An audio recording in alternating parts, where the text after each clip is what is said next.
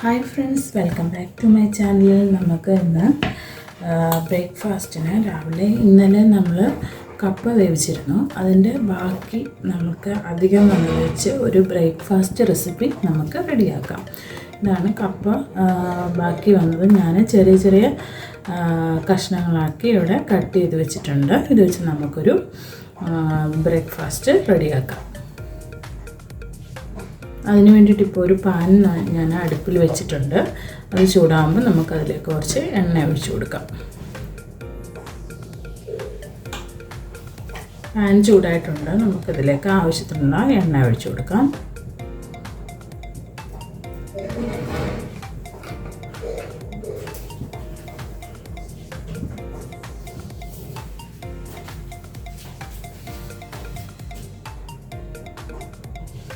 ഇതിലേക്ക് എണ്ണ ചൂടായിട്ടുണ്ട്. നമുക്ക് കുറച്ച് കടുക് ഇട്ടിട്ട് അതൊന്ന് പൊട്ടട്ടെ. അപ്പോഴത്തേക്ക് നമുക്ക് കുറച്ച് ജീരകം കൂടെ അതിലേക്ക് ഇട്ട് കൊടുക്കാം.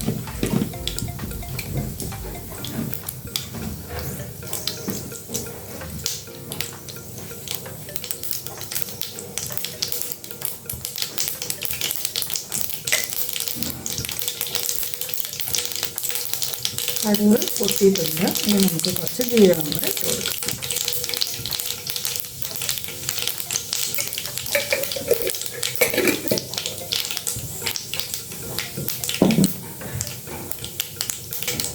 ഇനി നമുക്ക് തീ ഒന്ന് ഓഫ് ചെയ്തിട്ട് മസാലകളെല്ലാം ഒന്ന് ഇട്ട് കൊടുക്കാം.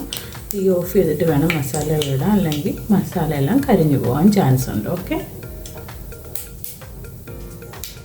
ആദ്യം നമുക്ക് കുറച്ച് മഞ്ഞൾപ്പൊടി ഇതിലേക്ക് ചേർത്ത് കൊടുക്കാം.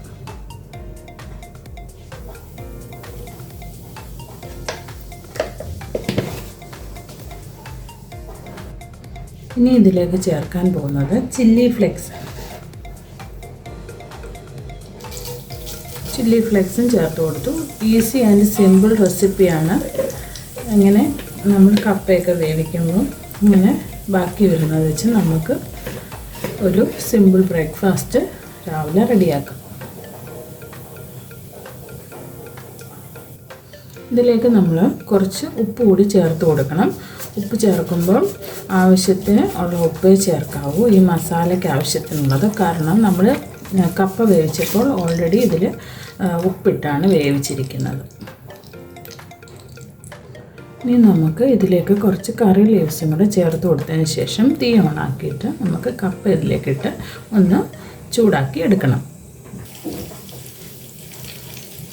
മസാല നമുക്ക് ഇളക്കി കൊടുക്കാം.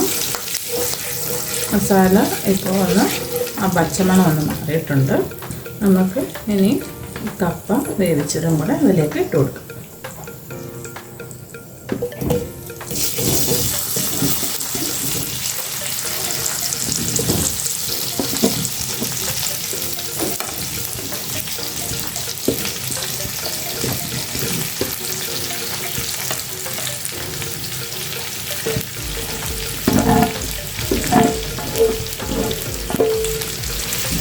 നമ്മൾ കപ്പ മുഴുവനായിട്ട് അതിലേക്ക് ഇട്ടിട്ടുണ്ട്. അത് നന്നായിട്ടൊന്ന് ഇളക്കി യോജിപ്പിച്ചെടുക്കാം.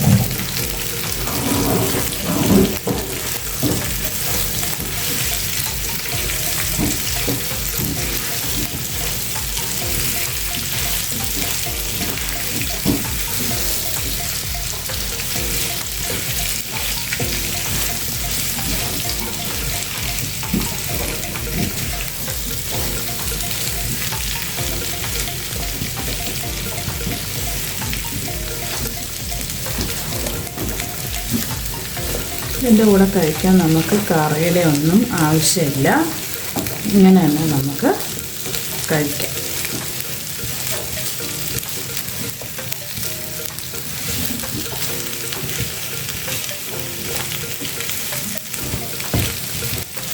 കപ്പയൊക്കെ നന്നായിട്ട് ചൂടായി വരുന്ന വരെ ഒന്ന് മിക്സ് ചെയ്ത് കൊടുക്കുക. ആ മസാലയൊക്കെ കപ്പയുടെ എല്ലാ ഭാഗത്തേക്ക് ആവുന്നവരെ നമുക്ക് ഒന്ന് മിക്സ് ചെയ്ത് കൊടുക്കാം. ഇപ്പം നിങ്ങൾക്ക് കാണാം, ഇതെല്ലാം നല്ലതായിട്ട് മിക്സ് ആയിട്ടുണ്ട്. ഇനി ഇതിലേക്ക് ലാസ്റ്റിൽ ഒരു ഇൻഗ്രീഡിയൻ്റ് കൂടെ ചേർക്കാനുണ്ട്.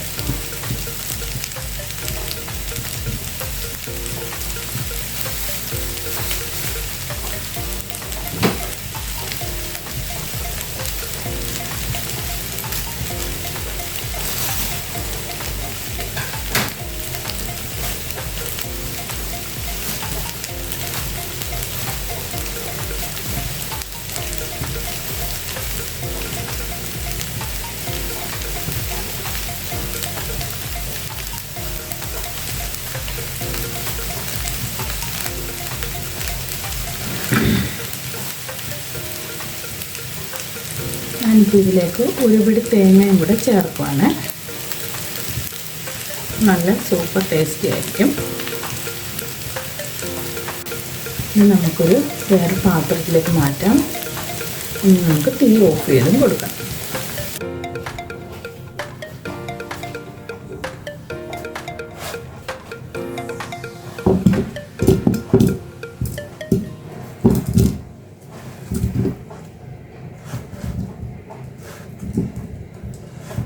എൻ്റെ ഈ റെസിപ്പി നിങ്ങൾക്കെല്ലാവർക്കും ഇഷ്ടമായെങ്കിൽ എൻ്റെ വീഡിയോ ഒന്ന് ലൈക്ക് ചെയ്യാനും ഷെയർ ചെയ്യാനും സബ്സ്ക്രൈബ് ചെയ്യാനും മറക്കരുത്. Thank you for watching. ഇനി നമുക്ക് പുതിയ വേറെ വീഡിയോയുമായി കാണുന്നത് വരെ താങ്ക് യു.